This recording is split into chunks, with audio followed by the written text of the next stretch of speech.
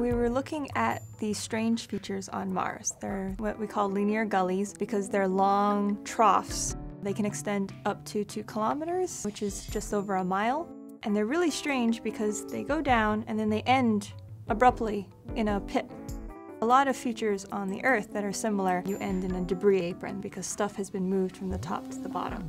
But these don't have the apron, they just have a pit at the end. And so we were wondering how they could form. Frozen carbon dioxide accumulates on the surface, and we think that some of this accumulation will compress down and actually form ice slabs and ice blocks. We bought some frozen carbon dioxide, dry ice blocks, and we took it out to a dune slope and we put it down and we saw what happened. Most dune slopes will be at 33 degrees, and that's a nice steep slope. And so we did it with a water ice block, and the sand got wet and it didn't move. And we did it with a wooden block, and it moved 3 inches and then it stopped. The dry ice block, we expected to see a bit more activity, but we didn't expect it to just move and move and move and move and keep moving all the way to the bottom. But even on the other side of the dune, which is more like 6 degrees, it's very shallow, we put the block on and we pushed it and it would just slide right down.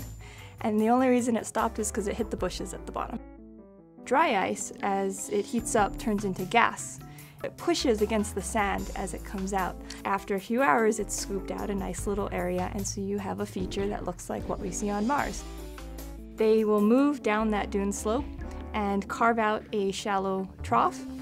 When the block of ice is on the sand surface, that sand is just a little bit warmer, and so it causes a cushion of air to form.